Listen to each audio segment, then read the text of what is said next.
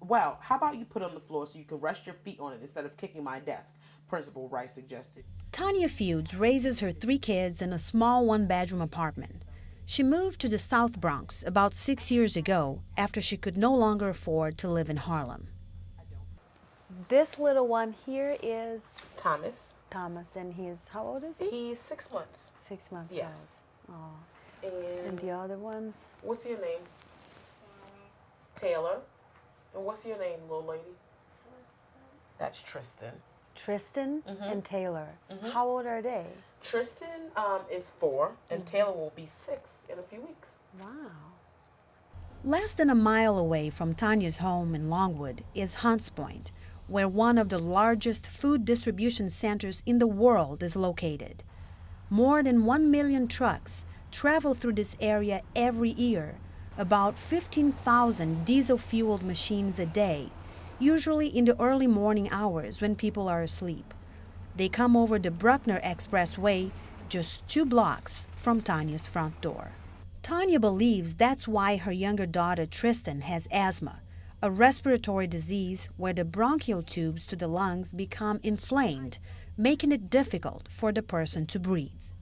There isn't anything in my mind that would lead me to believe that a lot of the respiratory issues that my daughter deals with do not come from living in the South Bronx area. According to the New York City Department of Health and Mental Hygiene, about 1 in every 4 children in the South Bronx has asthma. The relationship between air pollution and asthma is still not very well understood. Since people are exposed to a mix of pollutants all the time, not only the ones that come from dirty truck exhaust, it is difficult for researchers to single out one pollutant as the cause of the disease. But in Hunts Point and Longwood, child hospitalization for asthma is double the citywide rate. She was in the hospital with pneumonia about the same age that Thomas is now. Oh, wow. Right. That must have been really scary. Yes, because at first we thought it was just a cold. And then over a period of 2 or 3 days, the cold got so bad that she could not cough without vomiting. About 6 months later, when Tristan was 1 year old, she was diagnosed with asthma. Tanya believes that Tristan's asthma attacks are worsened by the pollutants coming from Hunts Point. First of all, I live adjacent to the Bruckner Boulevard. In the summertime, you can like taste the air, like literally. You know, there's a heaviness to it. There's sort of it's sort of metallic. So people can very much tell the difference in air quality in this community. They've just gotten used to it, especially for people who have lived here all their lives.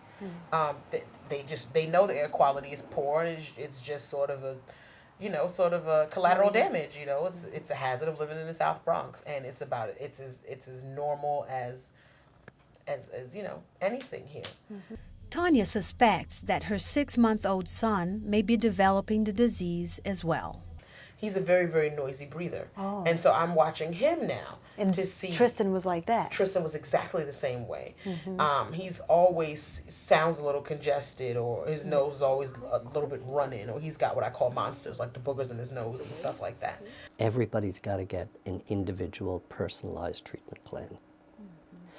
Can I tell you one more thing about this that's weird? So if you're a mother and you've got 3 kids, and 2 of the kids have asthma, you've got to learn 2 different things. Dr. Sebastian Bonner does research for the New York Academy of Medicine. He says that besides the environment, a poor treatment plan exacerbates the asthma symptoms. Such treatment options most often occur in poor neighborhoods, like where Tanya lives. Well, the type of inappropriate care they get is that they are not prescribed inhaled corticosteroids to the extent that they probably should. And that's not just the South Bronx. That's just about every community that's heavily impacted with asthma has that same profile. It's overuse of short-term quick relief medicines and underuse of inhaled corticosteroids. Bonner explains that inhaled corticosteroids are more effective because it's a long-term treatment plan that treats the actual inflammation of the airways. Short-term relief medications like albuterol treat the immediate symptoms, but not the underlying inflammation.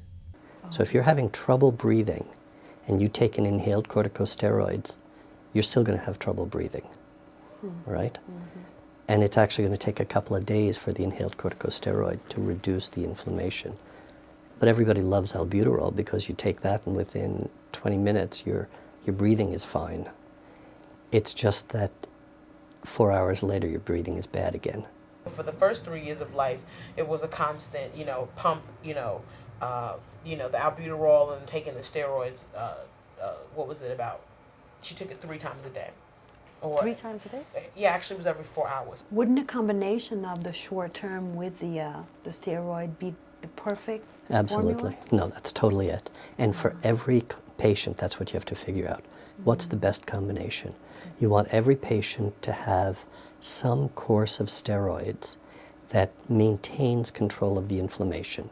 And then even with those steroids, if symptoms start to present, you want to be able to bring them back under control with albuterol, with the short-term controller medicine. What are other side effects of the steroids, if there are any? Yeah, that's been studied a great deal. And the one thing that people find is that it slows down the rate of growth. We called Tristan Little Bit for a long time because she was much smaller than other members of the family, and she was very sort of diminutive. And then the last year, she really shot up. And it's sort of, correlation is not always causation, but it is very interesting that once she stopped taking the steroids, about, like maybe 6-7 months ago, she just sort of took off in height. Tanya's children have health insurance, but even with proper care, it can take time to get the disease under control, especially when you live in a community like Hunts Point and Longwood. Why did you move here? Why do you live here if there's all these problems? People may ask this question. Why well, doesn't people she ask just it all move? the time. Well, air quality should not be dictated by your tax bracket. So, when people say, well, you could just move, that's lazy to me. That's probably the laziest answer that anyone could give me. We're all responsible for the community in which we live in.